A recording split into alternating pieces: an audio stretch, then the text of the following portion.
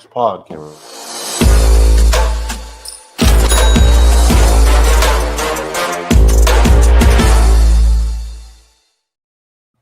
What's going on, my people? Hope everyone is doing well. This is Parlay Madness.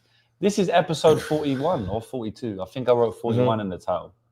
42, I think. 42, but I think I wrote 41 in the title. Actually, no, I did write 42. It's all good. So we're back once again. Fluffy Hernandez versus Roman Dolidze. We've been a little bit busy, boys, so it's a 12-minute late start. I'm sorry. I had to play matchmaker. Chris Duncan versus Terence McKinney. If you know, you know. That's an absolute banger. And the community made that fight. And when that fight gets announced, everyone in the community needs to take credit for that fight because we did it. So shout out to you guys. But yeah, let's get straight into the fight card, boys. I mean, we could speak, we could bullshit around, or we could just get to the money. So I feel like we should get to the money. I'm gonna bring the screen up now. But Zah, you got anything to say to the people before we do that? It's been a crazy week, bro. Like we're taping fights, making content. Like it's been fun. I haven't been sleeping a lot, but I'm still crazy energy, motivated. We're grinding. No sleep, but we are still super productive. Tape every single fight. And we actually did tape together for this card. So, yeah, it was interesting seeing you watch tape. I mean, I felt like we was coming up with the same opinions while we was watching the tape for the most part. We talked it through. Yeah, we talked it through, but like we see the similar things on tape, which is, I guess, what you should see, right? Like, yeah, most of the time. And we do have similar takes when we do the podcast anyway. But now I see why, because we kind of see the game similar. Yeah, and it's just like our betting styles is why like we want to end up on the same exact stuff. Yeah. Because like, I'll do a ladder, I'll bet like 3-4 different plays. Yeah. And it's slightly different, like, where we see value, but the overall read on the fight, it's going to be similar when you're watching it together and talking it through. Yeah. I don't know if there's any specific ones we disagreed on, but we can get into it and find out. So shout out to everyone. We've got 105 people in the chat right now. We got my man John saying, let's fucking go. Time to bust out the erasers and figure out some ways to unchalk the board. We got my man Half the Battle. Smash the like for the boys. Yeah, make sure you guys do that. Smash the like. Chalky ass card, but we're still going to make this money. You already know. Sometimes the chalky cards are the best. Sometimes you play the overs, the unders. Sometimes you do the parlays. We're going to make some money. First 2 chick fights, not to go decision and Hill money line. Okay. Seems like a decent parlay card finally. Yeah, potentially. What's up? Yo, you already know. Luca, have you been on the tear lately? Appreciate you. All right, let's get straight to the fights, boys. No more mucking around. What we got going on? Cody Brundage versus Eric McConaughey. All right, we're not starting off well because it's the only fight I haven't taped yet. Same, bro. Did you tape it? No, because it was late notice. Fuck. Short notice fight, so we haven't taped it yet. So we'll move to the next. Sorry, boys. We're grinding this week. This we have taped in depth. Gabriela Fernandes versus Julia Stoliarenko. This is one of the first fights we taped this week. Yeah, because we were interested in some props. Yeah, like pre-tape, I was interested in Fernandes finishing. I mean, we know what Julia is about, right? Even before tape, we know that she's a round 1 armbar or bust. Yeah. When we was taping, we checked her typology and we found out that she only had one fight that she won by decision. Yeah. By decision. Every single other fight she's won, first round armbar. So yeah. She maybe has like 1 round 2 armbar, but like when do you see a chick with like 1 decision win, every other win by sub? Yeah. And like almost every single one in round 1. Yeah, all in round 1. It's kind of crazy, to be honest. I mean, she's like Terence McKinney, but a girl. Yeah. And only an armbar. Yeah. Not even like grapple, take your back, or like, knock you out like McKinney, like just straight up armbar. Yeah, but she does last a little bit longer than McKinney. I mean, McKinney's never been over 1.5 rounds. Julia's been there multiple times. She's been in the later rounds. It's just she's never won. It's crazy. Yeah. Like it's not like she's like McKinney every time under 1.5. Like when she loses, she'll go a couple rounds. Like she's got some heart. Yeah, she's got heart. It's just not saying she doesn't get finished, but she's been to the decision a couple times in later rounds. So yeah, and she's been finished on the mat a lot, which is interesting. Like she gets beat up on the feet badly, but she doesn't really get finished on the feet. Like she's a tough girl. She's hurt, she's wobbled, but she doesn't get finished on the feet. Most of the time, it's when girls are getting on top of her, finishing her from ground and pound, finishing her via submission, like that type of thing. Julia Vila locking it in late. Yeah. I kind of feel like Fernandes is going to do the same thing here. I mean, Fernandes is an absolute beast, man. She's a physical freak. She's a way better striker. She's going to be landing insane shots, power shots. I mean, she beat the GOAT, Carly Judice, and she was landing. Another GOAT, too. Yeah, who? Kong Wang. Oh, Kong Wang. She beat two GOATs, Kong Wang and Carly Judice. And I can't lie. Like, those are great wins. Crazy wins. Like, those right are great there. wins, back man. to back? Yeah, back to back. And one of them was inside the distance and the other one was via decision. But she's going to be cracking her with haymakers in this fight. And I don't know how she's going to react to that. Like, I got to pick Gabriela Fernandes to win this fight. And I got to pick her to win it inside the distance. Like, I'm pretty sure Julia's going to be looking terrible in round 2 and round 3. And Fernandes could even get it done in round 1. So that's my pick for the fight. How do you see it? Yeah, we have the similar read, like we were saying, but I like the doesn't go. I think you do also. Like, yeah, you don't see a minus 190, minus 210, like 215 doesn't go on a woman's fight, but Stoliarenko's involved. So, you know, it switches some stuff up. I definitely would not want to sweat a plus 170 over. I don't think it's like one of those fights where you sprinkle that. Stoliarenko's going to be looking for her thing early.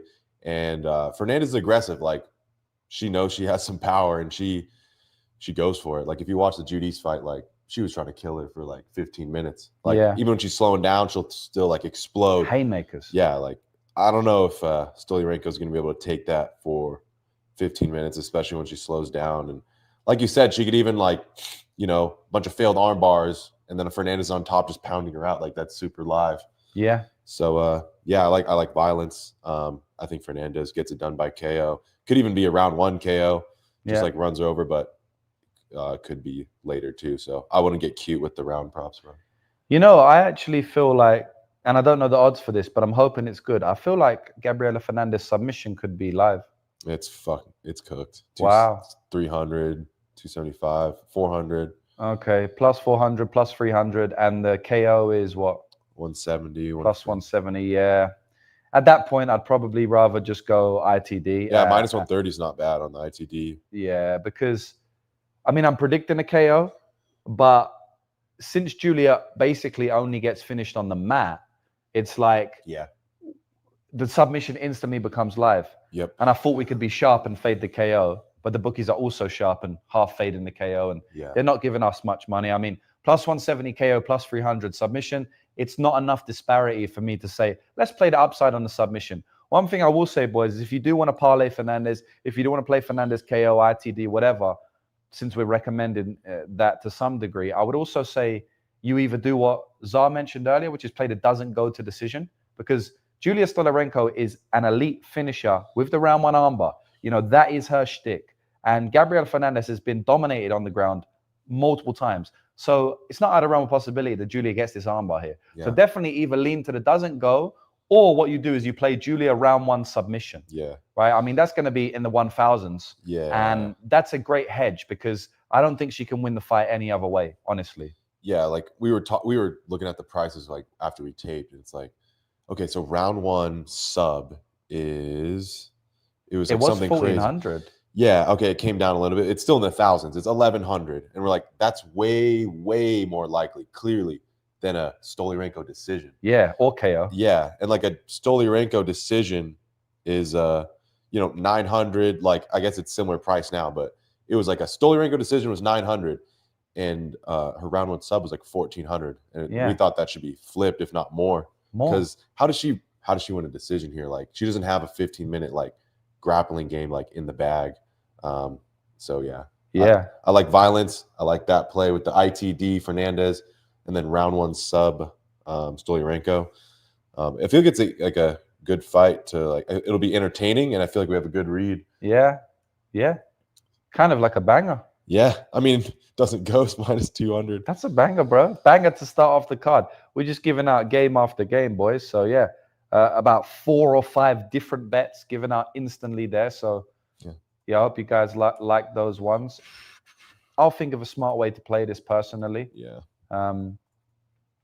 Because, we give you lots of reads on this, right? And we give you lots of bets and stuff like that. But my actual official bets may differ because, I take some more time to think after this podcast. Maybe I feel like there's value on these lines, but I may not play these lines. Yeah. So you know, these are some good starting points, but they won't be my final slate. Yeah. Like, just because there's value on it doesn't mean you have to play it. Like, I've gotten carried away playing way too many bets on one fight, and it's just like, like you should regret it after. But sometimes you got to go simple, just like sack up and go Fernandes. Stoliarenko doesn't go. Just depends how you're feeling. But you had loads of bets on that Klein versus Pullaev fight last week. Yeah. And you smashed that shit. Yeah. Well, on those fights, when you feel like you have a really good read, like Klein, I feel like I like betting on people like Klein, that his style is just so obvious. So is Julia. Yeah. So that's why we have so many bets, you know, like if it's a style where you know what they're going to do, you know what they're good at, you know their weaknesses, even though it's clear to everyone else, like maybe you don't take the money lines, but you can look at the props and, you know, find some good deals. Okay. Move on. Yeah. Someone's saying Marzi reposted this stream. I know Marzi. I've seen that guy. Wait, that guy's big. No way. The guy who Sean Perry was boxing him. The guy who did the boxing shit. Yeah. Shout out Marzi if that's real. But this is Marzi saying Marzi reposted the stream, so I don't know. I think it could be any guy named Marzi. What's good, my ninja? We got where JB at. JB is an undisclosed location right now. So you have to ask him himself. Jewish better saying, looking sharp, fella Lou with the guns out. I mean, it's hot out here, bro. Dude, so I had to get it done. So hot. Czar's the one with the guns, though, bro. I need to catch up Czar. You know, I've been too busy in the gambling shit. I need to get back on my MMA. I need to get back in the gym. But don't worry, we're gonna get there. We're gonna get there. Where are all the hoes at? I mean, boys, like we're live on stream. You know, we got to be careful what we say right here. Bro. We got to be careful. You know, maybe people in this house might not be single men. So you come on, play the game. You know how it goes. Live bet Pullaev plus 130. Let's go. That's nice. Good cash on Duncan. Yeah, let's go. We were there live, and like after round one, I was like scrambling to get to my phone to like go bet Pullaev, but yeah, I remember. It was already pick 'em, so you probably got that like right at the end of the round or some shit. That's a good bet. That was such a good fight to have all them bets on and see it live. Yeah, I have a crazy video on my phone. That body kick live. Yeah, so loud, guys. That was good. I was calling that the whole fight. Do you remember? Yeah. I was like, southpaw body kick, southpaw body kick. Called it to a T. It's like, as soon as it gets spaced, like, the whole fight's going to change. You land a southpaw body kick. Yeah. I was like, holy shit. My man. Yeah, it was crazy. I didn't make no money on it, but I was happy. But I did have Pullaev in the... Yeah. Boys, I don't know if you saw, I had $200 to win 20K, 100 to 1 parlay. I hit the entire card. The only one, Chris Duncan... who else do we have? Like Piera, Tatsuro Taira, like all of these fighters. Rinya, everyone. Vallejos. The only one that missed, Zaleski dos Santos, man. That was so annoying. That was just an IQ difference, bro. Like, why was you trying to grapple Magny? Can you guys cook up a cycle parlay? Maybe. I mean, I know I usually leave that one to Matty, but we see. Yeah, Matty the go. I had 8 units on Klein. Wow. Thought I was a genius the first takedown. Yeah, that's the game. That's how it goes. Medic line is cooked. All right, let's move on. Yeah. Uros Medic versus Gilbert Urbina. Fuck, it's a tough one.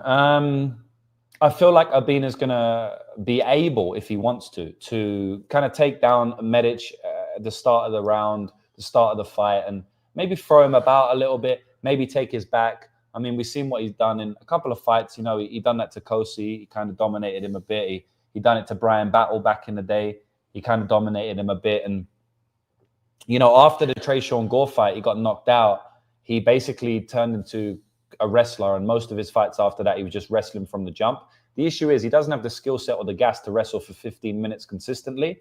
So I feel like if he doesn't get Medic out of there, he's going to get cracked on the feet and KO'd. So, yeah, I feel like this is a Medic KO. The under 1.5 is not terrible because Urbina's probably going to go out there and like force the under 1.5. And if he does that, he's going to put himself in fire line. And Medic is actually an elite striker, you know, and he has legit natural power. So I see Medic getting a first round KO in this one, but the lines are not very good for me to take that play. So, you know, it could definitely get dragged over. Urbina could grapple him for a round and get knocked out late 2-3. So I don't know if you want to play an under 1.5. It's big chalk.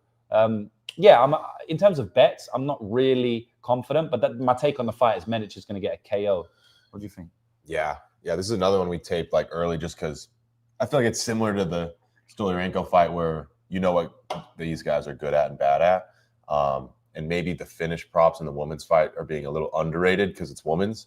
This fight, they're definitely not underrated. We were like hoping for like a reasonable doesn't go. It's like maybe we could put that in a parlay. Yeah. It's minus 800, so wow, it's pretty brutal. Minus 800. But if the under 1.5, minus 150.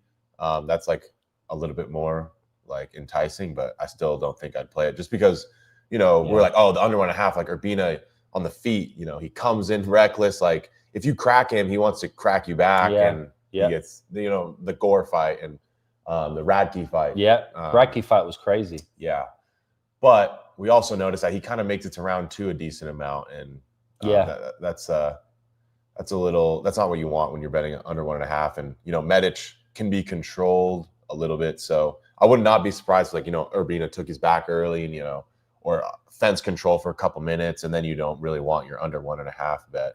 Yeah. So yeah, I was like hoping for a reasonable line on Medic KO, but it's like 200. I think the best you can get to 180. It's not terrible. Minus 180 is not bad. It was 250. Yeah. Has it changed? Yeah, like Bet Online, they like boosted the price. Yeah, because it was minus 250, but if we can get minus 180s, I don't hate it, to be honest. Yeah. I don't hate it. I just like if he's, beating up Urbina, like it's not really, I don't see it going to a decision. Like I feel like it's every time we see Urbina hurt, it kind of like it's kind of over soon after. Yeah. So yeah, I don't think that's terrible. Like Medic KO minus 180. And Urbina's been off for a while, no? I think so. I think his last fight, was it Radke? Yeah, I think it was. That'd be crazy. Damn, yeah, Radke. That was over a year ago. Yeah, he had a Malott fight. Malott would have smoked him.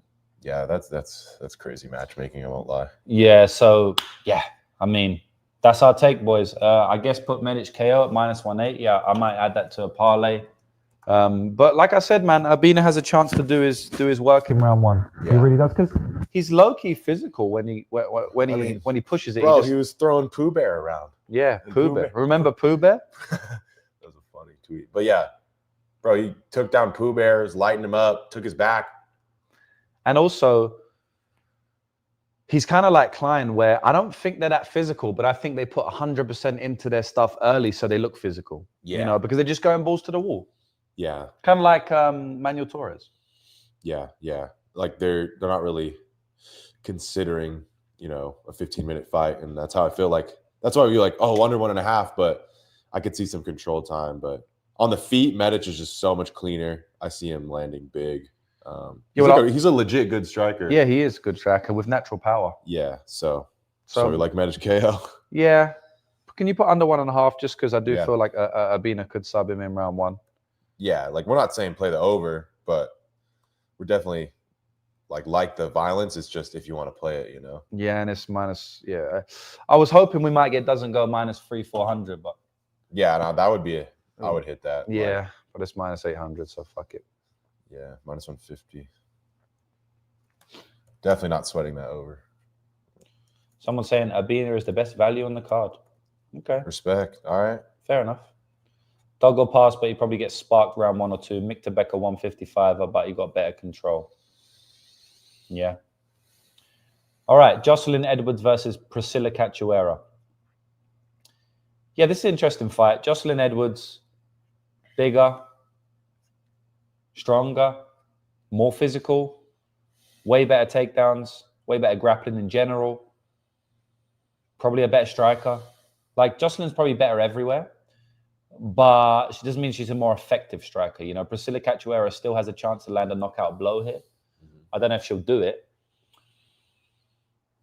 Yeah, I mean, it seems like Priscilla just can't stop the takedowns, and it seems like Priscilla just can't get up from bottom when she's taken down. Like, she definitely looks a little bit more physical these days. In some of her recent fights, she looks a little bit more physical, but I still don't think she's going to be able to stop the takedown. I mean, Jocelyn Edwards was throwing about Nora Cornell. She was throwing, at points, she was reversing, throwing about Aylin Perez. That's impressive. That's impressive. Aylin Perez is a fucking big girl, solid girl, physical girl. Yeah. So for Edwards to be able to do that, it's pretty impressive. And you go back and look at the Chelsea Chandler fight. I mean, she runs for a max bet on her in that fight. And, she seemed like she leveled up a little bit just with the power in her hands. She's improving, bro, like noticeably. Noticeably improving. So it's just going to be tough, man. It's going to be tough for Priscilla. Someone saying Edwards is thick. Yeah. Definitely true. Yeah, she's definitely thick. She's a solid girl. And it's just going to be tough for Priscilla to stop the takedowns here. And Yeah. she may stop him early, but I still feel like Jocelyn can beat her on the feet as well. You know, so it's just a tough matchup. I'm picking Jocelyn Edwards here, probably by decision. Priscilla's very, very tough, but her skill set is lacking. So I could say a Jocelyn sub or a ground and pound TKO. Late 2-3. Yeah. And you touched on the physicality first, and I feel like that's a big thing. Like, even if she didn't have a big physicality edge, I still think like she should be the favorite. You know, all the grappling upside. Yeah. You know, the more technical striker. But dude, she's big. Like, she's missed weight at 135 like a couple times, and she's massive. Cachoeira, she used to fight at 125. You know, getting grappled by 125ers. I know she's had some tough matchups, but still, like, I feel like Edwards is going to be noticeably more physical than her. I think either girl can have big moments on the feet. You know, Cachoeira, that's kind of like her path to win. Like, she has to, yeah. Meme KO or just, you know, big moments in multiple rounds. Yeah. I feel like that's pretty low outcome or low percentage. That's a low percentage outcome. And, you know, Edwards is the better striker. So, and Cachoeira is hittable. So she could have big moments too. So, yeah, I got Edwards. Like you said, probably a decision, but you know, she's gotten a couple late finishes. Yeah, man. Late RNCs, you know, and then she just ran through Chelsea Chandler, you know. So yeah, like if someone put a gun to my head and say play the under or over, I'll play the under, because like Priscilla can probably knock anyone out, and Jocelyn can finish her on the mat or even hurt her on the feet. So and it's plus money. Yeah. So I'd rather play the under. I think she has like a noticeable reach advantage too, Edwards. And you know, Cachoeira, when someone's like a grappler, she's super like low volume. Like you saw in her last fight versus Nunes, like she was opening up there swinging. Yeah. But then you watch like the Maverick fight and it's like I can't even throw a punch, you know? Yeah. Like I feel like the first like 7.5 minutes of that fight, like she didn't land anything. So it's just brutal because she knows she's so worried about the takedown. So yeah. It's just a tough matchup for Cachoeira. Very tough matchup. So I guess we put Jocelyn down. Maybe we put I don't know, like it's tough. It's tough for a doesn't go. Maybe Jocelyn 2-3 is kind of like nice, or maybe even 3. Yeah, like just straight up 3. Yeah, like I don't really like round 2. I kind of like round 3. I mean, Priscilla's very tough, bro. Yeah, like I don't think it's really hard to knock her out or TKO or like even to submit her, bro. Like she like she can be submitted, but that's just pure skill set lack. Like it's nothing to do about will to win. She won't quick tap. She'll cheat to get out of submissions.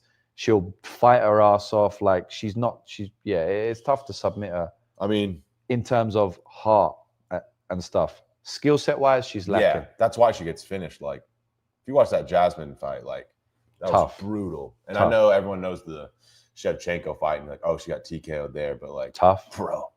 She took a beating. She took a beating. Like she's never gonna quit. So nah, she's not. I mean, Edwards' decision plus 115. Like I don't think that's terrible. It's sweaty. I can't fade the 2-3, man. Yeah. I mean, there's such a big physicality and skill difference on the mat. You know, like I imagine Edwards I think if Edwards wins the decision, she's fucking her up. She's still gonna fuck her up, and like the doesn't go will look live, I think. Yeah, let me see. I mean, round 3, yeah. Would you play rather round 3 at 800 or decision at plus 115? Probably rather take a shot on round 3, man. Yeah. I think it's a pass. I don't have a great read on like a finish or not. Yeah, I thought it was going to be better than 800, 900. I'm not going to lie on the round 3. Yeah. But yeah. Especially when decision is plus 115. Yeah. Like what? Give me some love, dude. Come on. But they know she's a big money line favorite. So yeah. Props are getting sharper. Props are getting sharper.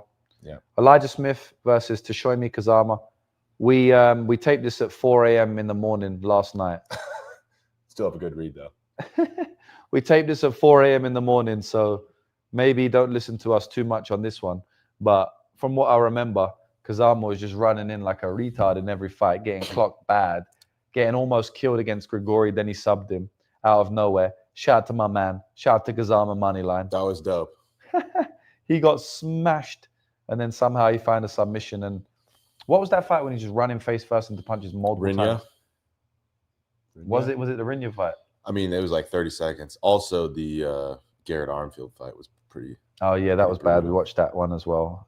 Yeah, I got a bad memory, boys, but I think there might have been another fight or something where he just ran face first into punches. I mean, if you did it against Elijah Smith is definitely athletic enough to crack you early. But I'm not a believer in Elijah Smith at the moment, man. Like, not yet.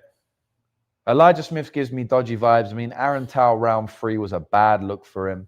You know, Tao was putting it on him heavily. Vince Morales round 3 was a bad look for him. At one point, right at the end, he had him in a submission.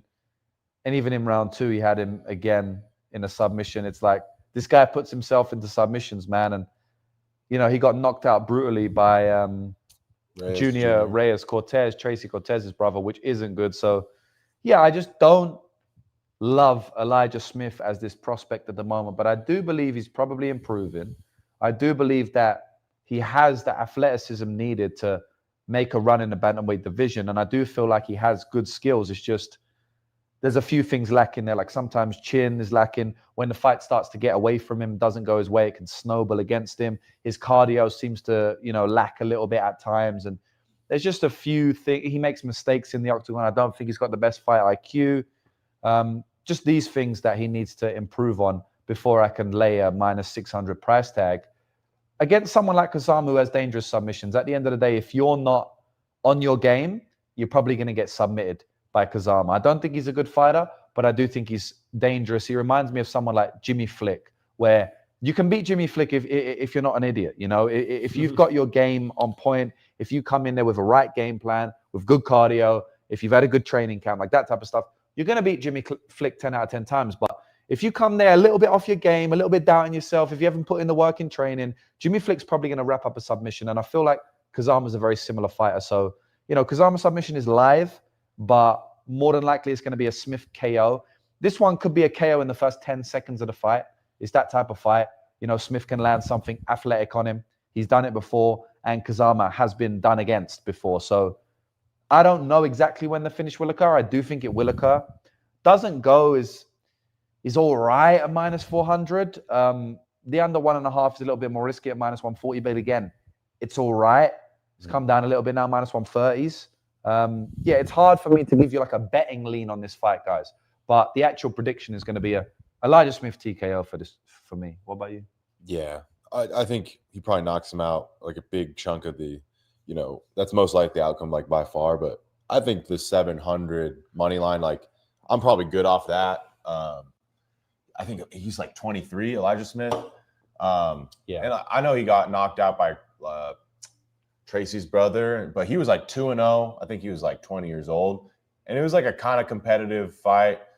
But like you said, when it doesn't, like stuff's not going his way or it's later in the fight, I do see like it kind of snowballs sometimes. Like he got his leg was getting chewed up a little bit, and then Cortez started walking him down and like put him out. So yeah, I mean, he was 2-0, 20 years old. So I don't want to like think about that too much, but yeah, he's just really young and really green. Like he's obviously super athletic. I think he was a wrestler. He has clean striking. But if you watch that Tao fight, like I know Aaron Tao is solid, like super durable, heart, cardio. But it was like two different fights. From like first 7.5 minutes is like, I don't know what Aaron Tao like has to offer him. And then, you know, by the end of round 2, he was like failing some takedown attempts, and it's kind of like, oh, what's going on here? And then round 3, like Tao came out. Like the start of the round, he was clearly like momentum towards him, you know, landing big. The whole round is a clear round 3 for Tao. I don't know if I'm saying that right, but yeah, Toe, Aaron Toe toes him up. Yeah, it's actually Toe. My bad. But the Vince Morales fight, he got put in some bad spots. I think his cardio looked a little bit better there, and it wasn't as much of a snowball. Like round 1 was, you know, he got cracked. He still fought well. Round 2, he got put in some bad spots. He lost round 2, and then round 3 came out and he won the round. Landed a big uppercut, busted up Morales, but he did end the fight, you know, in a like a bulldog choke that was like kind of deep. So yeah, I think he has way more upside than Kazama. It's just, is he too green, like 23 years old? Like, do we really think he's 90%? And we're like throwing him in parlays. I don't think it's that type of spot. Facts. But you know, we're picking him by knockout. It's his ITD is like 280, so it'd be tough to lay that, even though we do think it's the most likely outcome, but it's a, you know, we're trying to find value at the end of the day. Yeah, facts. So anything on this fight? Fuck, man. I don't know what I want to put on this fight. Maybe the under 1.5, maybe it doesn't go. Just add those in. If I'm really in need of parlay legs, then I'll add them in. Boys, did you guys see that we made a fight between Chris Duncan and Terrence McKinney? So obviously the people watching this video, they're fans of the community. They're fans of Parlay Madness. So I'm sure you guys are going to know I did a video of Chris Duncan. And in that video, he called out Terrence McKinney, and we reposted that clip, and Terrence McKinney commented on it, right? I actually posted it out to my group, and I was like, yo, comment on this and, you know, tag Terrence McKinney. So he sees the call out from Chris Duncan. He saw it within 20 minutes. You know, I knew he would respond because Terrence McKinney, you know, he bees on social media. So I knew he would respond, and he did respond in 20 minutes. And he basically said, yeah, I'm down for the Chris Duncan fight. So isn't it fucking cool that, you know, we as a community can literally make fights in the UFC now? Duncan called him out. Terrence McKinney agreed. They've both agreed on Instagram. And so now we just wait. Now we wait for Mick Maynard, Sean Shelby, and Dana White. But if that fight gets made, that is literally a community fight. That is a fight that got made by me and by you and by anyone who commented and retweeted it. So it's fucking cool, man, that we have some influence over, you know, the fight hasn't been made yet, but I feel like I think that's going to get made, bro. Yeah, I do think like Duncan's a little, you know, higher up in the division. He is, but he wants to fight. If they both want it, and, you know, it seems like they do. So it'd be a banger. Like the matchmakers aren't worried about like it being a weird matchup or blah, blah, blah. Like, no, it's obviously going to be a banger. It's just, you know, both guys are on streaks right now. It's just if they want to match them up, that's like at the end of the day, that's the only question. It's true. Do they want to like promote Duncan a little bit more? Because they kind of know McKinney's level, right? Yeah. But do they want to promote Duncan a little bit more? Duncan's still an unknown. He's still an unknown. Duncan can beat Orobai in his next fight. And now the guy's getting a top 15 matchup. Or they might even, no, they probably match. Is Orobai top 15? I don't think so. Yeah, so they're probably going to give him a top 15 matchup next. Who's in the top 15? Who's that top 15 of lightweight, guys? I don't really know the top 15. See, I'm not good with these things. Like, I don't know the trainers that they're training with, the top 15. Yeah, it's just, oh, I'm searching on here. Def a banger, but Duncan low-key maybe up for a borderline top 20. Exactly. Yeah, that's the only thing. It's like, even. I feel like they know, like you said, they know McKinney's level. He's an entertaining guy. Yeah. And it's like Duncan, he's an underdog every time he keeps winning. So it's kind of like DDP vibes. Like, you know, he could be going to the top. I mean, I think he has more like upside in the division than McKinney, but I'm a huge fan of McKinney, so I want to see that fight. Yeah, cap in service. It's our favorite fighter versus your favorite fighter. James doing the Lord's work trying to get that fight made. You know, I'm trying to get your boy give Duncan Michael Chandler, bro. Banger. Yeah. Who we got? Banger. Okay, yeah. So we got Grant Dawson. Yeah, I mean they could easily give Duncan someone there, like not top 10, but 10 to 5. Like he could get there. I know Fiziev just got announced versus Charles Oliveira, but like I could have seen them making that fight. I could see them making Duncan versus Moicano. I could see them making Duncan versus BSD. Grant Dawson won't because they're good friends. I could see them giving Joe Alvarez. Is he friends with Moicano? I don't think he's friends with Moicano, but obviously they know each other. They're ATT, and Moicano did back him to beat Rebecca on the Matty Betts podcast. Show me the money. Shout out my man Matty. So yeah, maybe they wouldn't fight each other. I don't know, but yeah, McKinney called him out after the Hadzovic fights, and UFC didn't care. Might be one that got away. Exactly, but hey, at the end of the day, we're doing our best. So let's see. Wasn't it matched up at one point? He was talking about how he had visa issues. Like, yeah, I heard something like that. Yeah, maybe I can look on his. Duncan versus Ribovics would be nuts, bro. What do you think about Kazama sub 11-1200? Yeah, it's his path. Yeah. It's the only way he wins. It's just like if you want to take the shot. Yeah. Yeah, he's going to go for it. So the next fight is Julius Walker versus Rafael Cachoeira. I had messaged Julius Walker because I know he's in Vegas.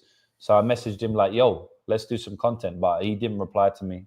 I only messaged him because we follow each other. So I knew it would get to his DM. But the guy's busy, you know. So I told him maybe after fight week, after you get the win, because I do feel like he's going to get the win here. At the end of the day, boys, Rafael Cachoeira, he hasn't offered anything in the UFC. Like, we've seen him training at the PI. We could give away some inside info. Should we give away the inside info on the PI? We saw every single fighter on this card, bar like four. Damn near every single like literally every fighter on the card. We saw them in the PI. We saw them sparring. We saw them training. So should we give the inside info or not? What, that he's training with? No, I mean like of the entire card. Oh, we might have to keep it stum. I don't know. Maybe we'll say a couple of things. But yeah, what's he say? Cachoeira? Cerquiera? Cerquiera. I don't know. Yeah. Cerquiera is he's putting in work in a PI. He's with Jolton Almeida, who is his teammate. So they've been sparring. I saw a couple of sparring sessions between them two. Jolton is a massive man. I'll say that now. Like, fucking hell, bro. I don't know. Scary, bro. Bro, Jolton is a big fucker, mate. he passed me in the hallway and he said hello, but he didn't even say hello. He just grunted. Hello. Like that. And I was like, how you doing, mate? You all right? And we just walked past each other. The guy is an absolute tank, man. I don't know how he made light heavyweight. He used to weigh in at 203 pounds at light heavyweight, which is mad because the guy looks like a super heavyweight, let alone a heavyweight, but he was weighing light. He just shredded. He's way bigger than Cerquiera, man. Yeah. Way bigger. Yeah. And they used to be the same weight class. So, yeah, that was interesting to see the difference in size. But obviously, Jolton is a heavyweight now, so I'm sure he's not cutting. Cerquiera, yeah, he looks all right, but, man, he hasn't shown anything in the UFC. So how can I pick him to win a fight? It's impossible. Would I say that minus 600 is a bit wide? I mean, damn, it's 650 and more now. That's would I say that's a bit wide? Maybe. I mean, we don't really know anything about Walker itself. One thing we do know watching that Alonso fight, got a chin on it. That guy has a chin, man. He was taking bombs from Alonso Menefield, and we know that Alonso Menefield hits hard. So I know he can take a shot. We don't know anything about Cerqueira's submission skills. We're told that they're good. We're told that they're elite. We don't know though, so I can't bank on it. I feel like this is at under 1.5, so you can put that one down for me when you're ready. I feel like this is a Walker KO. You can put that one down for me when I'm ready. Walker might grapple him here because, you know, if you go back and watch the regional scene, the guy's grappling a lot of his fights. You know? Walker comes out, athletic motherfucker, but he's grappling. But in the Menefield fight, he's kind of just striking with him. He couldn't take him down, so he's kind of just striking with him. If he takes Cerqueira down, maybe Cerqueira can get can get like a triangle choke or stall from guard, and then it goes over. But I feel like this is a Walker KO spot, man. I just can't pick Cerqueira after seeing him do nothing in the UFC in his 2 fights. And getting knocked out by Modestas Bukauskas in round 1, in my opinion, is a bad look. I mean, Modestas is a point fighter, so that's kind of bullish, to be honest. Yeah, the under 1.5 moved a little bit. It was like in the ones, like high ones. It's like 220 now. Yeah. I still like it. I don't know if I'm spelling his name right, but I don't know. Yeah, you know who we're talking about. Yeah. It's just like hard to get a read when we really don't know. Like Cerqueira, like he hasn't fought great competition on the regional scene, and then in the UFC, like we haven't got to see anything. He just gets knocked out, so we don't really know what he looks like against elite competition other than that. And it could be just like bad variance. He gets clipped. True, but there's no like evidence of, you know, his game against elite competition like working. So I get why Walker's a big favorite. Like he competed with a solid guy in the division, Menefield. He looks huge. He's like 6'4", and he's not skinny. Like he's a big dude. He's walking Menefield down, eating shots. So I don't think that's in the Rafael Cerqueira bag to walk down Menefield and eat big shots. But yeah, I don't know how the grappling is going to go. I don't know who's going to be shooting. Like, it's just a tough read. So it's a pass for me. If Walker's smart, he'll just keep it on the feet and knock him out. Yeah. Because it's the path to victory. We've seen it 2 times now. Yeah.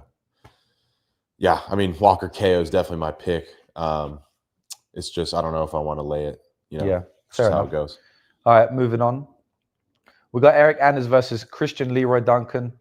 So Christian Leroy Duncan, another guy that we saw at the UFC PI, getting some work in. And I feel like he is going to win this fight because Eric Anders, what I noticed on tape is this guy's getting dropped by everyone in 2024, 2023. Like in his last 3 fights, he got dropped in the first round. Chris Weidman sat him down. Beautiful left hook by Chris Weidman. Beautiful check left hook. Bang! Eric Anders close distance gets dropped by Chris Weidman, 40-year-old, 82 years old, badly. He was able to finish the fight. Shout out to him. And then if you go back and you look at Eric Anders' fight before that, It was either Jamie Pickett or Mark Andre. I believe it was Jamie Pickett, though. And man, Jamie Pickett drops him badly, sits him down. I thought it was over. He fell. He felt like he was out. He fell flat down, just straight down, you know. Yeah. And man, you're getting knocked down by Jamie Pickett like it's a bad look. He was able to grind that one out with takedowns, right? And then the Marc-Andre Barriault fight, again, dropped badly. I mean, all of these guys are dropping him in round 1, boys. It's not a good look. That's all I needed to see. I only watched his last 3 fights. I don't need to see anything else. Hernandez is underrated in MMA, right? He's got a good clinch game. He has decent takedowns. He's pretty physical. And I believe that now in his aging years, he's starting to put his game together. But his durability is dropping down. And I don't feel like he's going to be able to beat Christian Leroy Duncan because Hernandez's best weapon is going to the cage clinch, right? And CLD is very, very good on the cage and very, very good in the clinch. So it's like Marc-Andre Barriault versus Shara Magomedov. I told you guys that a couple of weeks ago. MAB's best work is up against the cage in the clinch, but Shara's really good there. So how is he going to win? And I kind of feel the same here. Hernandez's best way to win this fight is obviously getting takedowns, but I don't really see it. But it's up against the cage. But the thing is, CLD is very good up against the cage, so it kind of cancels out his best weapon. Imagine if Khabib fought a better wrestler. He's kind of fucked, you know? And that's kind of what we have with Anders here. He's fighting someone who is as good, if not better than him, in the cage clinch, you know? And if he doesn't have that weapon, in my opinion, he's going to get cracked. CLD can knock him out in this fight. He's been dropped 3 times in his last 3 fights, so I feel like CLD is going to get it done. If CLD doesn't knock him out, in my opinion, it's a bad performance. He almost had Pullaev at the end of the 3rd round. He hurt him badly, and Pullaev was, in my opinion, ready to go down, but the bell went. It was a poor performance outside of that, in my opinion, from CLD, but I don't think Pullaev was running away. I don't think Anders is going to run away. He's going to run face first. That's all he knows how to do. He doesn't close distance well either. He gets countered easily. So I got CLD via knockout in this one. Yeah. Like you said, he's not going to be running away like Pullaev. Like no. For Anders to have success, he has to be coming forward, pressuring, you know, trying to like get the twitchy athletic guy to slow down and clinch him up. But like you said, like Duncan's good in the clinch. He's throwing like 2 flying knees in a row versus like Pullaev, like in the clinch, elbows. The speed difference is going to be pretty insane. So yeah, Anders has not been finished very much, and overall he's like a durable guy you can trust to, like, he has heart, durability. He's going to go forward. He's physical. But at this stage in his career, that kind of style is going to get him hurt. And Leroy Duncan, I know, he was a huge favorite of Pullaev, and people. What are you trying to do? No, I'm saying like the bun. Sorry. No. Just carry on. I think Duncan. It's close. It's hard to know if it's a decision or a knockout, but the market thinks it's like way more likely for a decision. So that's when you have to take a look at the plus money Leroy Duncan props. I think ITD is plus 150. KO is like high ones. I think that's pretty solid. Yeah, not bad. Maybe write down some of this. Jewish better. People saying, where's the Jew? Well, he's in the chat. Can you not see him? He can answer your questions if he wants, but Jewish better. He's being mysterious right now. I don't know where he is. No one knows where he is. He might pop out underneath the couch or something. Yeah, you never really know. This guy isn't the real Chris Duncan. That's funny, bro, because do you remember what happened when we pulled up to the PI when we was with Chris? Yeah, they thought it was Leroy. Yeah. No. We know who the real Chris Duncan is. Yeah, we pulled up to the PI with Chris Duncan, and then they thought it was like Christian Leroy Duncan. I'm like, nah, this is a different Duncan. We got one white Duncan and one black Duncan. I don't know if they got it mixed up, but that was some funny shit. All right, I wrote down Leroy Duncan Let's ITD. Go. That Rebecca pack. Let's go. Yeah, Duncan ITD is all good for me, to be honest. Yeah, I do feel like minus 700 is a bit. It doesn't go as plus 130. I mean, I don't know. I don't see Anders finishing it, but surely we have to do it, isn't it? Yeah, like it's kind of a no-brainer. Like, yeah. Doesn't go. I'll just change it, honestly. Jewish better saying, send me the link. All right. He might pull up. All right, let me see. I'm gonna send you the link, bro. I'm gonna send you the link. You want to just take the other fight away while I send him the link, brother?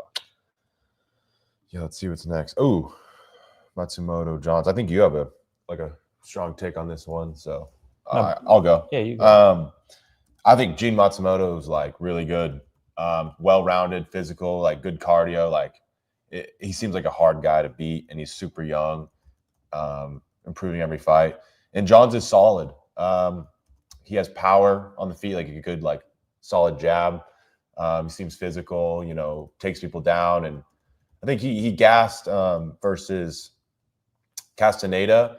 And because of that fight, I've lost some money on his, like, on betting on his opponent's like finish props or late props. And, you know, he's been dogging him out.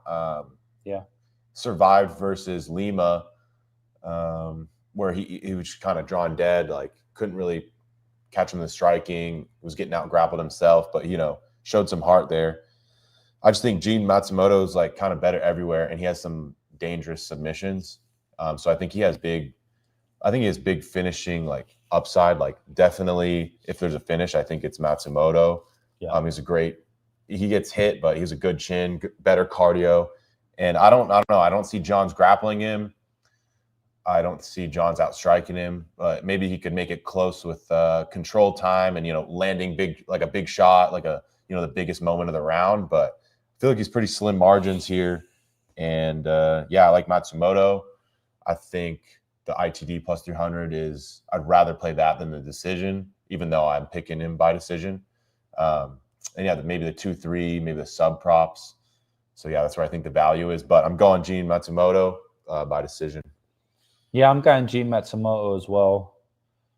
I'm going Gene as well. I thought he won the Rob Font fight. I think he should be undefeated at 17-0. Yeah, I think. Yeah, we watched it. I think he won. I don't think we watched it together though, did we? No, that's one of the fights we didn't watch together. But we agreed like round one. Do you think he won?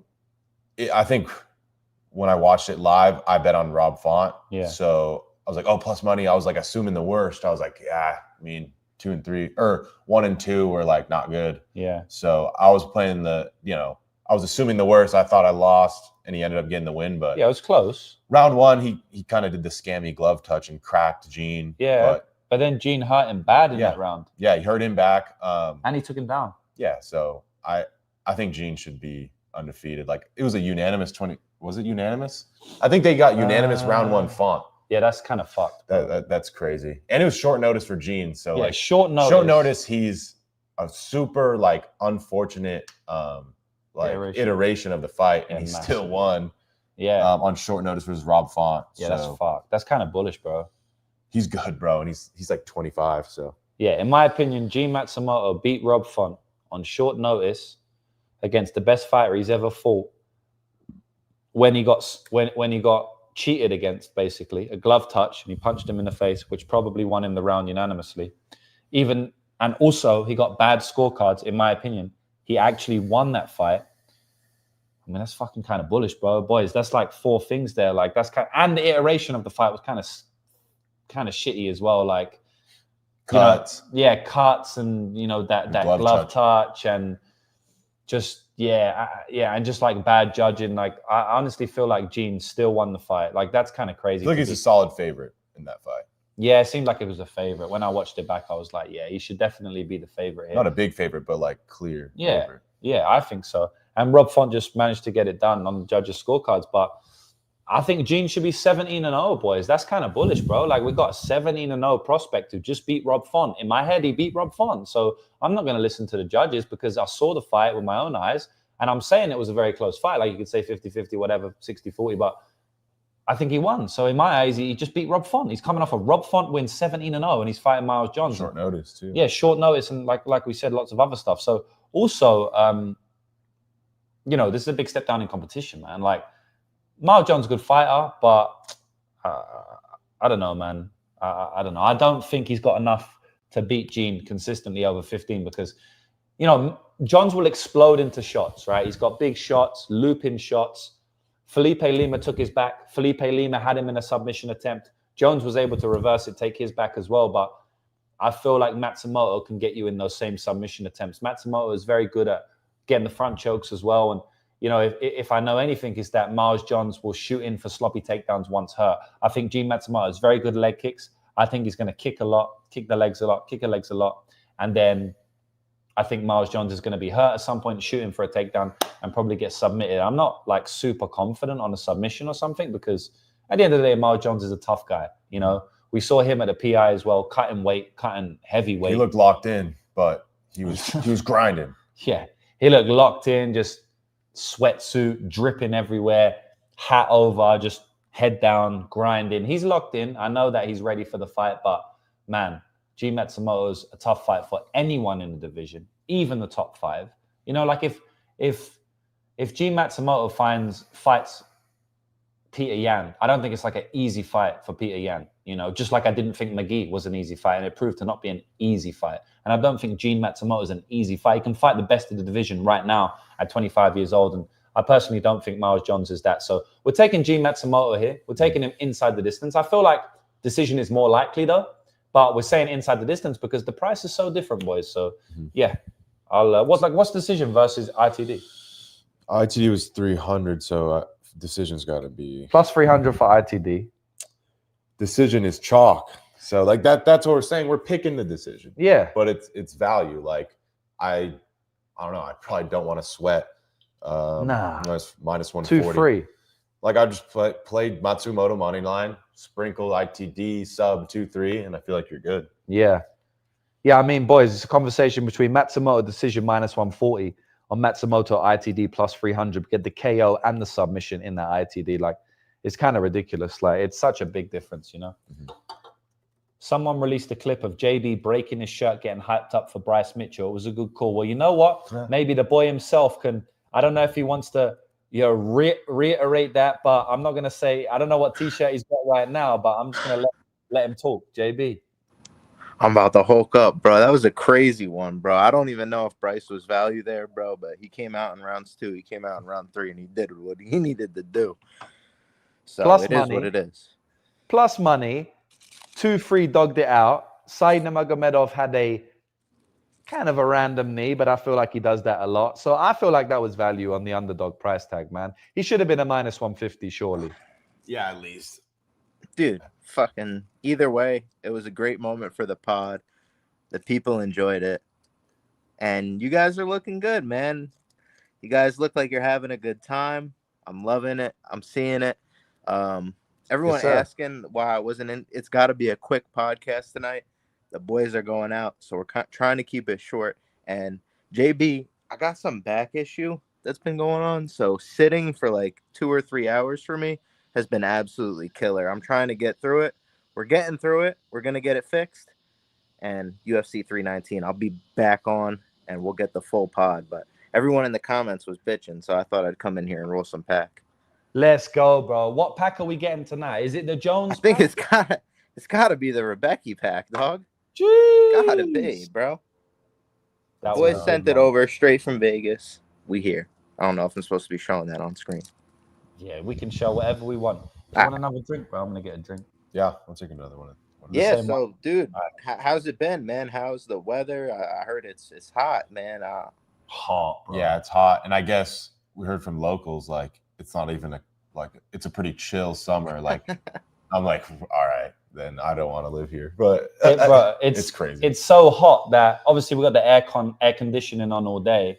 You guys call it air conditioning? Yeah. Oh, AC. AC. So we got the AC on all day. Obviously, you have to in Vegas.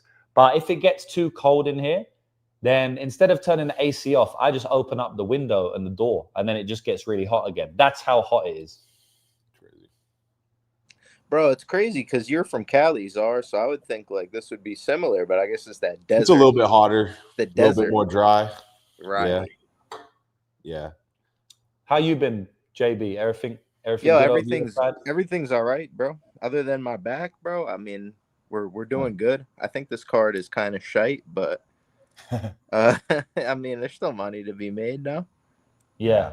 We were talking about, like, we went to the Apex, and we're like, oh, that card, is a banger. Like, I don't know what this next card.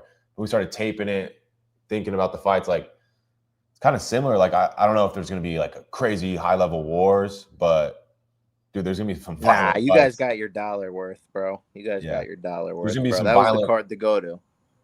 Yeah. Yeah, Legendary. no, we got lucky. We got lucky, bro. Like, obviously, watching it live is different. I was excited for every fight. I thought every fight was a low-key, like, exciting fight, outside of maybe the Rosa one. But even the Rosa one, she 10-8'd her in round 3, and round 1 was kind of a war on the feet, you know? So that even one was good. But I had been seeing loads of posts on Twitter, like, everyone was saying, fight of the year, Rebecca, Apex card of the year, one of the best Apex cards ever. So I didn't know that it translated like that on screen, because when you're there, I'm just hyped to be there. You know what I mean? Like, I'm seeing fighters. You're with like, the boys. I'm Chris with the Duncan. boys. Like, we're yeah, come drinking. on. Like, it could have been the worst card ever, and I've had the best time of my life. So I didn't know if it would translate. But man, I mean, legendary.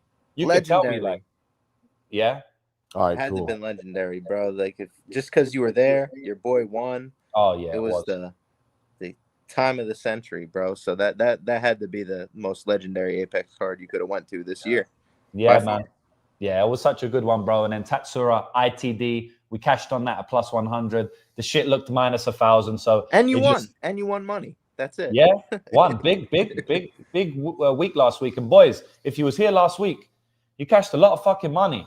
You know, we gave the money line parlay out at the end of the show, and the money line parlay 5 money lines, and they all cashed. So congratulations. I know my man, I think it was Mark Schillenberg, said earlier he cashed on that money line parlay. So shout out to you. But yeah, we cashed a nice parlay, which are always long shots, boys. But most importantly, the reads were super, super on point. So I was happy that was the case. But let's move on this one. Andre Fili versus Christian Rodriguez. So yeah, these guys are both at the PI at the same time. So it might be awkward for them. I don't know. I've seen them both walking about. So that's going to add some strange dynamic, but I'm sure that I know that happens at the PI every single week anyway. You know, kind of like how Duncan and Rebecca were in the same dorms. We kind of have something similar here where Fili and Christian Rodriguez are both in the same gym, which is the PI. I think in this fight, even though I don't believe Christian Rodriguez should be at 145, I do feel like he has the physicality advantage in this fight. And I was taping Andre Fili, and he's a good fighter, you know, but he just seems a little bit harmless. Like, he's knocked down fighters.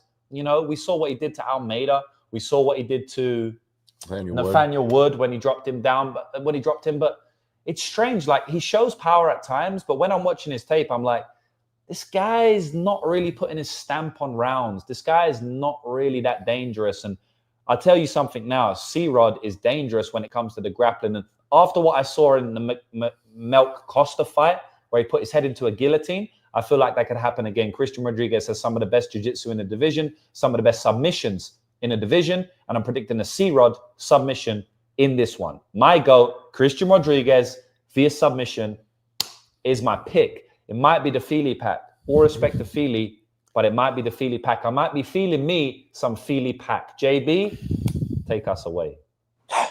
Yeah, I was leaning heavily towards Cee Rod early in the week, and I still lean his way. I'm not going to completely switch my pick, but I do think it might be like dog or pass from a betting perspective. Just because maybe I'm wondering if I'm maybe thinking about the old Cee Rod that was at 135 pounds. I don't know if this is like the proper weight class for him. And that's the only reason I don't want to bet him at chalk. Now, on the sub angle, I definitely like it. Like, I think Cee Rod's got some really underrated jiu-jitsu. I remember Alivas telling me about this dude's jiu-jitsu back in the day and how good that Anaconda choke series was. I remember I got plus 1,000 on the sub versus Joshua Weems. So the bookies wasn't even God on. damn. Wow. Yeah. God damn. And I'm That's like, hit. the thing is with these Rufus Sports guys is they're just really opportunistic finishers. I like, you know, I don't think he has the craziest power at 145, but we've seen Fili get dropped before by a guy in Nathaniel Wood who is a 135er. Cheers, bro. Cheers. Sir. And I do think we could see like a club and sub situation here. I don't know if I want to get to the Cee Rod money line, but I don't hate the late props because I do like those step-in knees. I think his counterboxing is some of the best. He's right out of the way of some of these strikes. He's got good foot sweeps in the clinch as well that we saw in his last fight. I know it was a little bit annoying. He wound up losing with some poor IQ. But I do think the Anaconda choke is live at 30-1, man. I think Fili's live to get hurt here later in his career. I think the cardio is gonna come through here for Cee Rod. We saw Elizu Zaleski dos Santos last week, an older guy as well. You know, had decent success early on, and these older guys, they have trouble sustaining that cardio. So I could see Andre Fili, he's a veteran in this game, slowing down. And maybe I'm overrating it, but that last fight was just not a good look, man. I feel like he kind of just gave up. So could be another situation here where Cee Rod goes to that guillotine, turns it into the anaconda. We've seen him do it time and time in the cage. So yeah, like my boy's uncle, he might get subbed. Yeah, Unks was getting into it with Cee Rod. Shout out to Unks, bro. He's still getting into it in his old age. I respect that. Sip slow. Shout out to you. So you mentioned the Cee Rod fight versus Costa. We watched that back the other day, and I feel like Cee Rod is a big favorite in that fight, man. Like minus 200. He just happened to lose that iteration. It was some random ass iteration. Cee Rod did way better than I expected, and I think he fought like a retard because he just clinched 100% of the time for whatever reason. I don't know.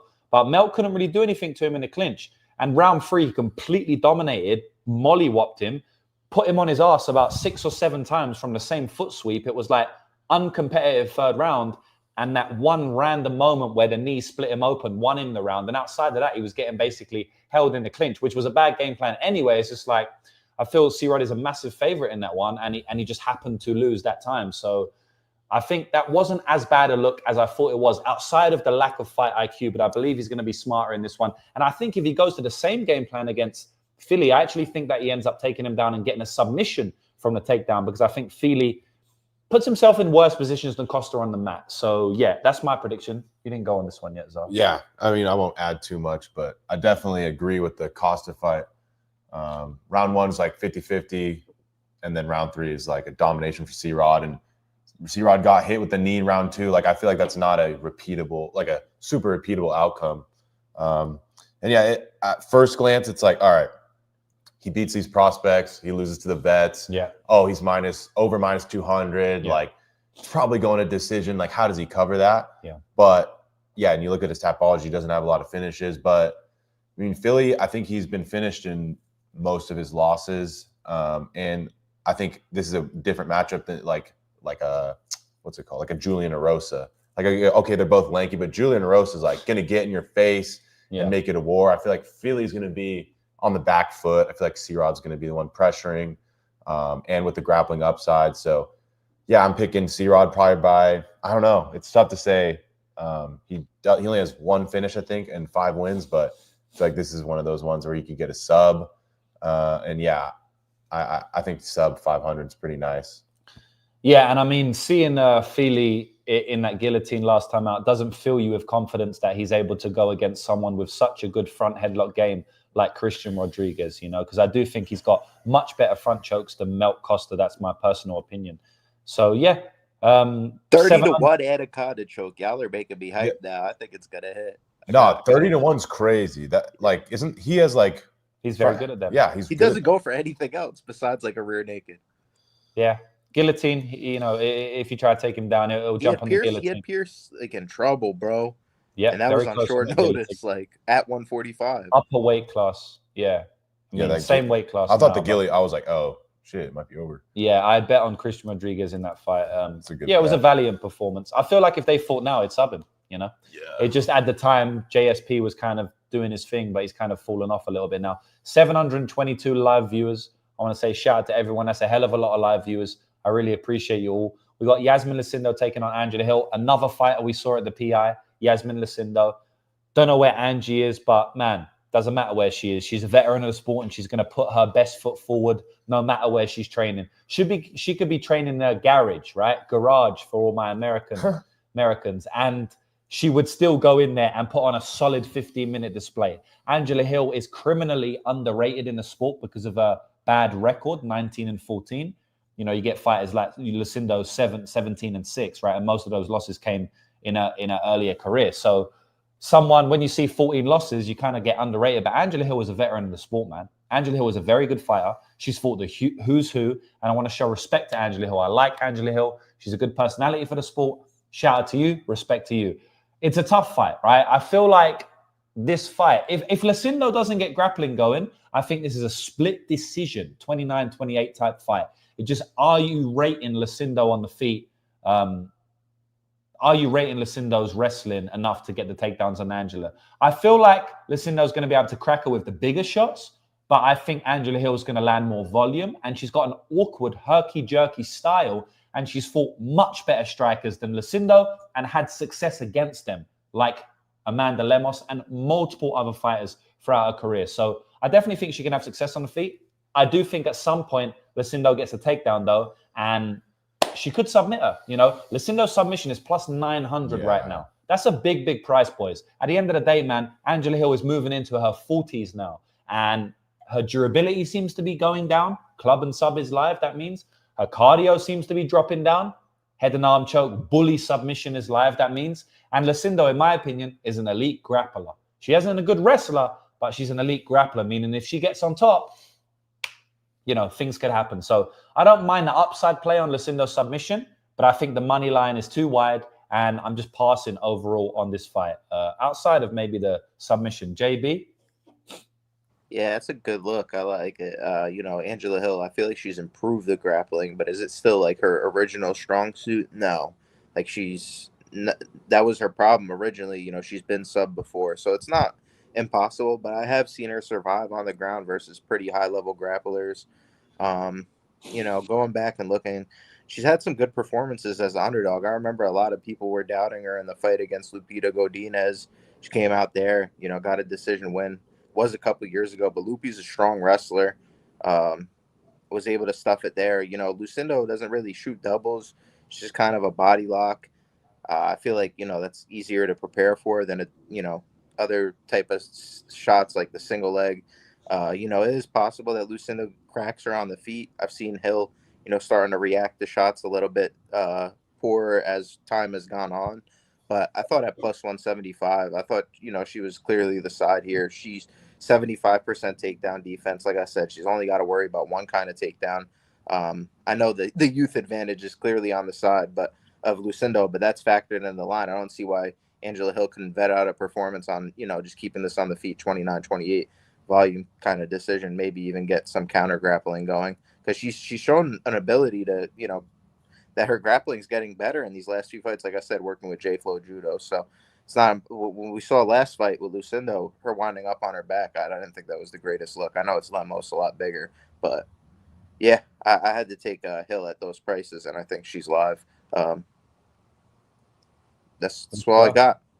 Yeah, no, let's go. Zah? Yeah, nice. I think you guys had some great breakdowns. It's pretty simple. Like, I think it's competitive on the feet, and then Lucindo has a grappling upside and probably finishing upside. Like, I don't see Hill finishing her. Yeah. So if I know the over is like minus 500. Yeah, the over's fucked. If there was a finish, it's gonna be Lucindo, and she has a grappling upside. But I still don't think I would lay her. I think it's dog or pass, but probably Lucindo. I definitely wouldn't lay her, not with that haircut, bro. handsome, as they're saying in the chat. She is tiny, bro. She was I mean, on the pad, she was going to work. Like, yeah, she was you sure that wasn't Chao Barallo?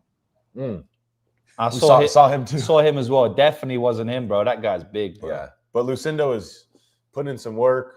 I think the striking is competitive, but I could see Hill winning a split decision for sure. So I think it's dog or pass. Yeah, I feel you, man. Anything on this one? Bro, sub, you know, bro, is what? Yeah, sub is 900. 900? Yeah, bro.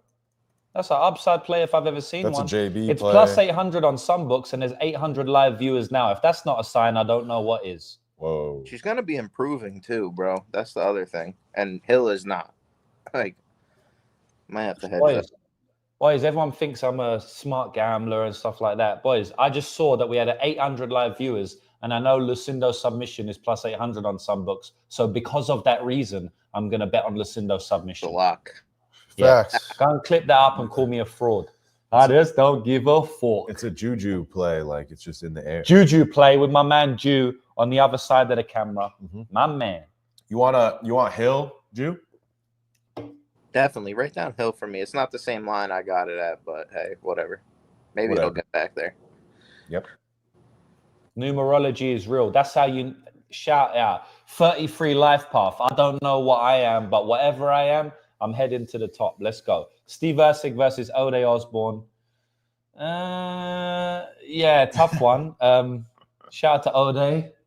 Yeah, seen him at the PI. Shout out to He's Steve looking, Erceg. he's looking jacked. We saw Hey, Steve, bro. do you see my guy Dewey Cooper? Yeah. Black Cobra? Yeah. Saw him, Yeah. yeah. He was being loud, bro. He was being loud at the Yeah. PI. He's the funny. man. Yeah, he's funny. He's like one of those, loud coaches, kind of like a DC, like Outgoing. outgoing, shouts from one side of the mat to the other side, like pokes fun at other fighters. Like he seems like a funny guy. Yeah, he's a G, bro. He listens to Styles P, bro. He's locked in. He's locked into he's the locked culture. in the locks. Yeah, maybe I'll say that to him when if I see him again. So What do you think about this I one, wanna though, go on bro? this We one? got the Best Okay. Buy Geek versus Ode Osbourne. who? The Best Buy, Geek Squad. Oh no, yeah, I know what you mean. Yeah, I know Yeah. exactly what you mean. Yeah. We said that, innit? Yeah, I mean, we saw him at the PI, like, just like Erceg looks like a normal dude, but we did notice. He looks like someone on his way to work, Yeah. like he's got a backpack on. He looks like he's got some books in the backpack. he's by himself, chilling. Yeah, on his own. But he was big. Like, yeah, he's way bigger than Ode. he has like their legs, like, couldn't be like more different. Like Ode's, lanky, and Erceg's got some big legs, like big solid dude for 125. Yeah, he definitely looked way bigger than Ode. Ode was at the PI as well. like- Ode's got like big shoulders and he's lanky, but Erceg's like solid, bro. Yeah. So, I mean, I'll just go quickly, boys, because he's minus 600 and I don't have like a massive take. I feel like Ode can crack him round one because we've seen Costa hurt him. We've seen Moreno tag him up. We've seen him get knocked out by Cachoeira France. And a lot of these things happen within the first 1 or 2 rounds, which is when Ode is most dangerous, like the Luis Garuli fight or the Lazy Boy fight. And that's his last couple of fights. So if you go back and look at his career, he's also getting knockouts. Most of them are early, like outside of the first round, he kind of slows down. And Steve Erceg is better in every realm of the fight. I think he's a better striker, but I think he's a better grappler. I think he's a better wrestler. I think he's better at everything. But at the end of the day, man, but like you could argue Luis Garuli is better at most things as well, but it's not always about that. It's about being effective, right? And Ode's faster and he hits harder. And sometimes all you need is being fast and hard. Pause. So, pause. So that's not even a pause, man. That's heterosexual. But anyway, pause is only if like you say some gay shit, right? It's only object. Yeah. Yeah, that's Hey, it was funny. It was funny. No, I'm talking about with the ladies. You know what I'm saying?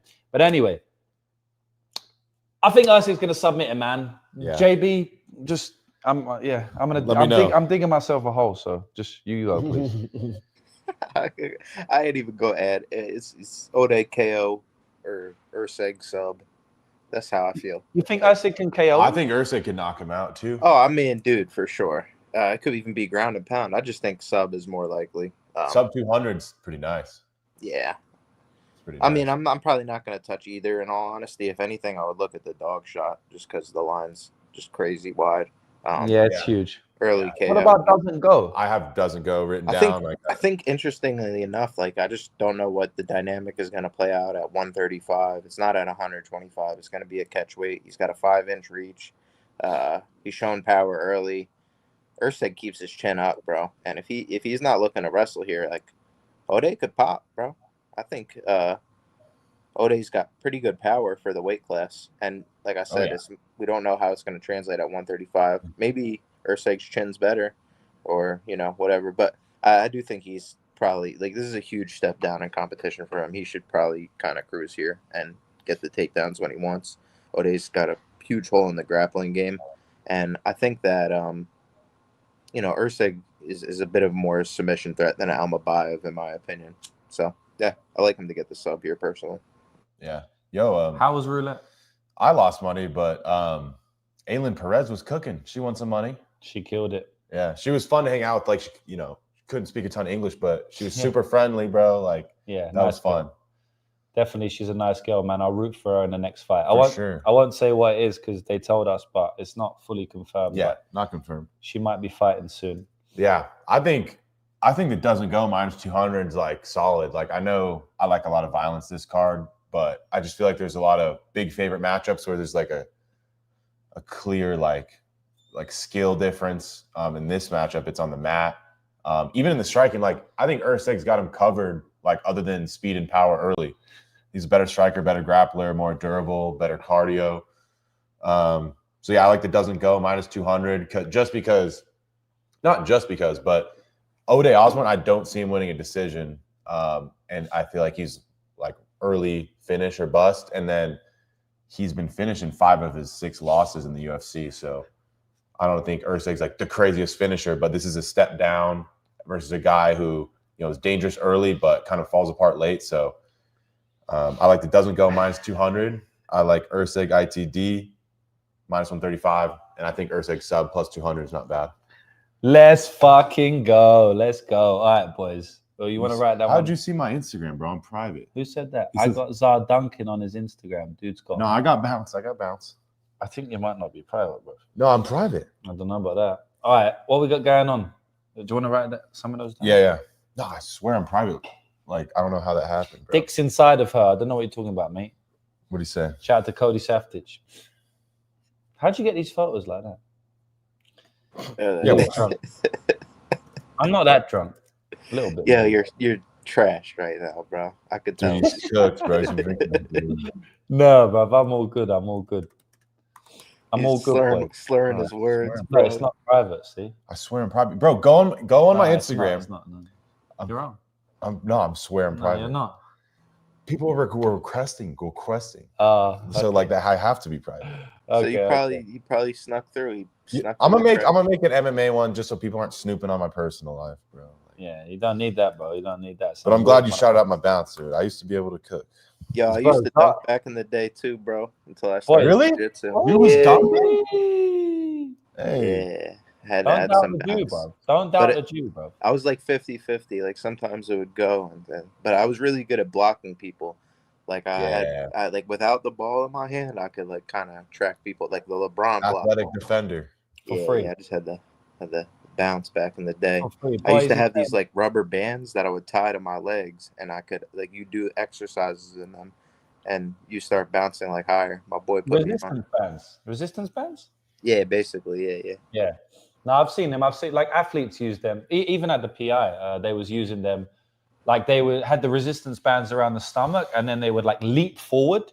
So you're trying to do like a frog jump, but because the resistance band is pulling you back. And probably why my back is cooked, bro.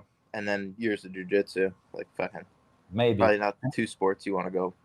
Dick's inside of her is saying, "I'll pay good money to see this every week, but you don't have to because this show is always going to be free." And that's word to JB, and that's word to Zara. It's always going to be free. So just appreciate you tuning in. You don't have to pay money, but I would appreciate a like on the video, and we'll call it quits. Yeah, I wanna find a nice good bet for this card, bro. I haven't found it. I took a couple bets early. I beat the line on some of them, but I feel like it's a sack up and lay some chalk type of card. Yeah. Honestly. Stop hating, Riggs. Nah, bro. I'm not gonna lie. Zar is like I'll tell you now. Zar is jacked and athletic as fuck. I've found out. We did some training together at Extreme Couture, and bro, Zar, he might not show it off, but Zar's fucking in serious shape and super athletic as well. Like fucking hell, bro. Yeah, I gassed out in like 2 minutes though. Yeah, but that first 2 minutes though. Yeah, I'm McKinney out here, bro. Yeah, coming like McKinney. Kinda Bro. It's all good. You can Zar work McKinney. on cardio. You can work on cardio. We're at the main event of the evening, which is good. Let's break this one down quickly, boys. Roman Dolidze versus Anthony Hernandez. The first thing I'll say about this is I saw both of them in the PI, and Roman Dolidze is like way bigger than Anthony Hernandez. So that's something to take into account because obviously Fluffy Hernandez is going to be trying to take him down. And if he has a physicality disadvantage, it might be harder, right? Like at least for the first 2.5 rounds. Like obviously Dolidze can gas out, and maybe he gasses out because of his size. The guy's massive, He could be a light heavyweight, honestly. He's big. He was big, man. So obviously that could maybe play into his cardio issues. I also did an interview with Eric Nixick like 4 or 5 days ago, and he was talking about this fight. I won't give too much away, but he's basically like they basically know they're at a cardio disadvantage. Hernandez is going to try to drag it late. Yeah, they know they're at a cardio disadvantage. Eric Nicksick has an elite mind for the game. He's sharp, bro. He is so sharp. I can't wait to release that interview for you guys because the stuff he is talking about is crazy. He's talking about the judges. He's talking about how to influence the judges. He's talking about end of round bias. Yeah, he's talking about making sounds when they're fighting in the apex. Make sure you kick the arms because they sound the loudest. Like this guy's fully switched on. Smartest dude I've seen in a minute, bro. Yeah, super, super smart. No wonder why he has all Dude, those. I've been watching that guy for years, bro. I've been saying this shit. Like, I feel like he's. I actually have his instructional. He's. Oh, nice. Yeah, wow. Him and Dan Ige are locked in for sure, bro. Yeah. Like, he's his UK in that, and he talks about basically it's about finding the choke points in the octagon. Oh, he was going over that in the interview too. Yeah, crazy. Fair enough, bro. Yeah, I think he's dope, bro. I mean, he's smart too. I remember a while back, like when the coaches, like it wasn't a whole thing, right? The coaches were allowed to talk about the betting and all that shit. Yeah, he would actually do like a couple of shows I'd see him on, and I remember with Roman Dolidze, like the whole narrative before the Staropoli fight was like, oh, he's like terrible fight IQ because he's going for these heel hooks against Striles. And I asked him, I'm like, you know, what's like the game plan this fight? And he came out and he fought like probably the smartest game plan I've seen in that fight. He didn't give that guy a chance.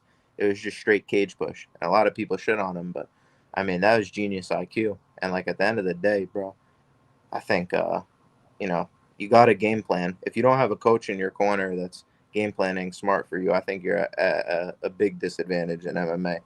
It's one of the most, it's an individual sport. You're the only person in there, but it's one of the most team-oriented sports because you're only as good as the people you train around. We see that with Chris Duncan, you know, moving to ATT, and look what that's done for his career. But at the end of the day, obviously, you're in the octagon alone, but still, you know, it's your team that gets you there. For sure. And this gay fella here talking about, by the way, he didn't fight Jones, he fight Michael Johnson, so maybe you're the How are you following me, Jamal? I don't know. No, don't listen to him. But maybe you're the genius. But he did actually speak about that. Speak about the Zellhuber fight specifically. So yeah. Tune into that. That interview is gonna be so dope. Yeah, man. He's the nicest guy ever. Like made us feel super comfortable. And it's like, bro, like whatever. Like, I'm going on his podcast. So he invited me on his podcast after I don't know if you guys know he has a podcast. He invited me on his podcast after we finished our chat. So super hospitable guy, man. He gave me recommendations. Like, I won't go too in depth, but like he's just a very, very nice guy. So definitely support Eric Nicksick and his fighters at Extreme Couture. What else we got going on, man? Like Roman Dolidze versus Anthony Hernandez. I'm going to be fast on this one. So I think what I would say is go and watch my breakdown that I did about 4 days ago on my YouTube channel if you want an in-depth breakdown on this one. Because I really went in depth on this fight. I spoke about the specific sweeps from guard that Fluffy will have to battle in this fight. The specific sweeps and how Roman Dolidze will end up in top position because Fluffy likes to go for certain positions on the ground, which Roman Dolidze will know and Eric will know and they will train for, and they will sweep Fluffy. So like that's how in-depth we got, right? So I'm not going to go crazy on this show. It's more of a chat. It's more of a relaxed show. But I think that Fluffy is going to have a very tough time controlling Dolidze or even avoiding damage on the feet. Like, he has to engage with Dolidze. Dolidze is going to walk forward like a marauder, and he's going to have to engage with him. When he engages with him, he's in trouble, man. Fluffy gets hurt to the body throughout his entire MMA career, badly hurt to the body in multiple fights. He gets put in front choke attempts in almost every single fight. Michel Pereira, very tight front choke attempt. Edmund Shabazian, very tight front choke attempt. Yes. And he ended up in mount. Edmund had he had to bail and to defend it. He gave up mount to Edmund round 1. Yeah. And then on top of that, Fremd had him too. Fremd and Brendan Allen had him in a choke. I mean, this guy puts himself in danger. And when he lost, he got choked out. Yeah, exactly. And he got finished brutally to the body. I mean, you ain't beating this guy over decision, but you can finish him inside the distance. And Dolidze is a finisher. If Dolidze is anything, he's a finisher, right? And I just feel like it's going to be a tough fight for Fluffy over the first 2.5 rounds. But I do think it can be a fight of 2 halves where Fluffy starts to cook him late. I'd actually like to fade Fluffy inside the distance here Fluffy ITD is like, what's the price for Fluffy ITD? They're kind of. It's like plus 110, right? He barely finished Pereira. It's like plus 130, yeah. But the decision, like, it's. No, I know, but I'm just saying, like, I'd rather play that. Yeah, I'd rather. Like, rather. Yes. I know it's not good. Like, that's kind of. yeah. So Hernandez ITD is plus 100, plus 130, plus 110, but then a Hernandez decision is plus 210, right? So it's actually a big difference, plus 110 to plus 210. And I would much rather be on the decision line because Dolidze is very tough. Yeah. He's never been finished in his entire career. He's never really looked like he's been finished outside of the Imavo fight. So I don't really see Fluffy going out there and easily finishing him. Yes, he can get around 4 or 5 mercy, TKO or submission, but I don't think Dolidze has that bad gas where he's just going to die like Michel Pereira. You know, so I actually like Dolidze ITD or Fluffy decision here, and I don't even think it's impossible that Dolidze wins a decision. I like Dolidze money line. I don't know if it's going to hit. It's tough to bet against Fluffy in this climate, but that's my prediction, boys. Like, I'm very interested to hear what you have to say, Ju. You're on mute now. Yeah, my bad. It's crazy because early this week I said Dolidze was live to win a decision, and I kind of got scolded a little bit. But by who? Bring him on live. I was on the live with my guy VB. Shout out VB. Had me on. We talked about this fight and a few others earlier in the week. Yeah. But yeah, I thought that too, and it would be really greasy. But it's just, do we know if he's gonna gas that bad? Like, he's been in 5-round fights before. Do we know if he's gonna gas that badly? Because like you said, he's huge, bro. Is Hernandez gonna have the grappling advantage? You mentioned the cardio, right? But I don't think Pereira's jiu-jitsu is even close. Like, he just kind of just laid on his back, and even then, Fluffy, like, he was just surviving, and Fluffy still didn't finish him until like late round 5. Cashed the plus 4,500 there. But wow. Yeah. It was like huge numbers on the KO prop for Fluffy late. Wow. Yeah, I think the early sub numbers here though for Dolidze is the way to go, because I think I also bet Michel Pereira sub 1-2, and he was close. He had like a guillotine. Yeah. Oh man, dude. The only thing I'll say, I'll keep this one short and sweet. If you're a fighter, watch Roman Dolidze. Watch what he does when he hits his back, because that's how you're supposed to play guard. He's gonna threaten an armbar. He's gonna threaten a triangle. You posture up, he's gonna threaten a leg lock. Oh, you posture back into him, he's pendulum sweeping you, flower sweep, trying to get to the mount, get on top. Oh, you counter it back into him like Jack Hermanson, then he uses it to stand up, or then you're back into a calf slicer. I've never seen somebody use a calf slicer in MMA like that. Like, that's really sharp shit. And I heard my man Narco Cop talking a little bit earlier this week about how, and I remember this now too, Craig Jones was talking about this guy Roman Dolidze, you know, coming into a training session as a white belt and like just breaking like black belts fucking legs and shit. Dude's a fucking wizard on the ground. So I think his K-guard game is the meta for MMA. I actually posted a video about it earlier in the week. I would definitely go watch it, because it talks about Diego Lopez, Mackenzie Dern, all these high-level jiu-jitsu players using K-guard in MMA. And the good thing about it is you're off-centering your head off the center line, and you're attacking the whole time. You're going based off your opponent, whereas, like, you know, rubber guard is not a really good guard because it's kind of a defensive guard in MMA. You could use it to attack, but you don't see many high-level rubber guard players, and most people just stuff it, and then you're on top, you're getting damaged. K-guard is a way, you know, more offensive version, and your head's off the center line. You're not there to take damage. So, yeah, I think K-guard's the way to go in MMA, and I think Dolidze uses it very well. So if Fluffy just think he's going to get top time easy here, I don't think he's going to. I think it's going to be tough. And then on the feet, I think it's more than competitive. Give the power edge to Dolidze. I think he's slightly more durable. So I took the dog shot on him, plus 270. So? Similar to you guys, I just don't think it's like the easiest matchup for Fluffy. Like, it's a physical guy who's like significantly bigger than him, who's super durable, won't quit on himself, and is dangerous, or like super dangerous. I think the first 7.5 minutes are going to be like competitive for sure.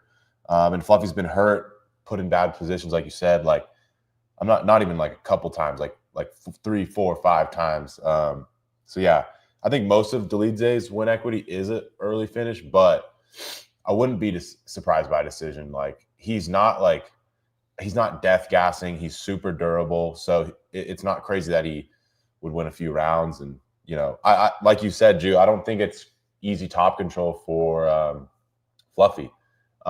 Even against other people, like he's landing, you see his crazy takedown numbers. That means people are getting up. Like even Edmund was getting up. Like a lot of people get up versus Fluffy. And what the thing about Fluffy is, you know, you can catch him early, but once the momentum goes towards him, it's kind of like hard to like go back because he's like snowballing.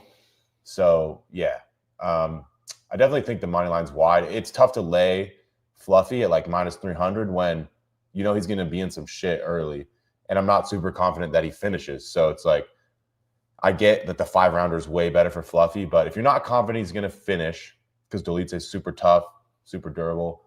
And he's going to be going through some shit early. It's tough for me to get to -300. So I think it's Dogger Pass money line.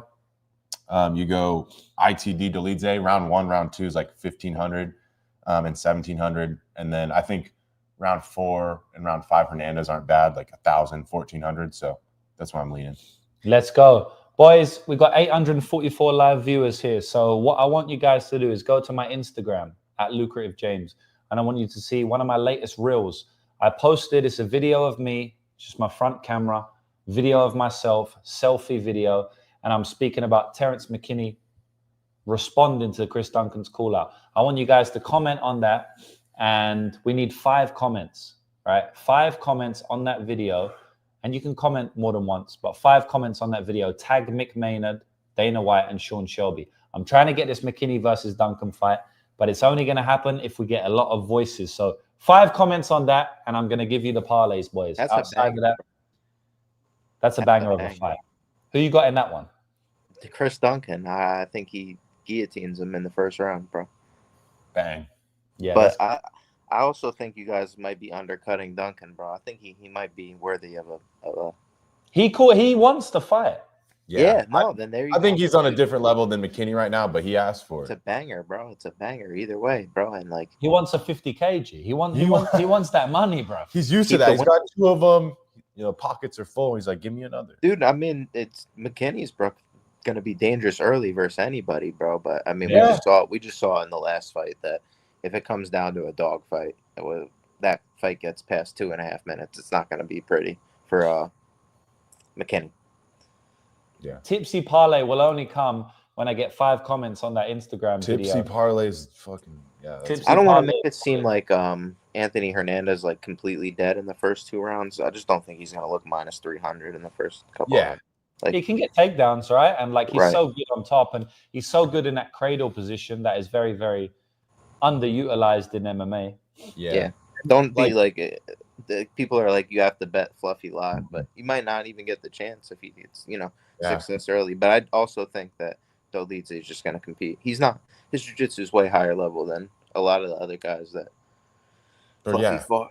And he's way more durable and way more physical. So, like you said, I don't think he's dead in the first 2 rounds. I don't even think he was this big of a favorite versus Allen, and I think Dolidze would compete with Allen. Like, it's just a deep matchup. Dolidze is probably a harder matchup than Allen. Definitely, I think Dolidze would beat Allen. Yeah, he probably would, to be honest. He probably just too physical, too strong, too big. He probably end up knocking him out. Mm-hmm. Yeah, and like I know Fluffy, it's like, we're talking about his grappling, but on the feet he's not that bad. Like his pressure and the grappling threat makes his he has decent He's hands. like Marab, bro. Yeah, like bro, he was he tags people like Copy Lobby who's tagging him, Edmund who's tagging him. He like just overwhelms people, but we'll see. No, he's gonna be hard to exciting overwhelm. to watch, bro. I like Fluffy, but also like so fun to watch, dude. His he's another guy in the grappling that I think is utilizing stuff that not everybody's using. So, but yeah, my bad, guys. This is a fight I could talk about for 26 years. I'm waiting for these comments on the Instagram. If we don't have the comments, we're just gonna log off, boys. We're just gonna log off. That's it, bro. I mean, we've already done. All right, here we go. Enjoy the night. Okay. All right, 1 minute ago, 2 minutes ago. Okay. All right. No, we still need a couple of comments, boys. So no.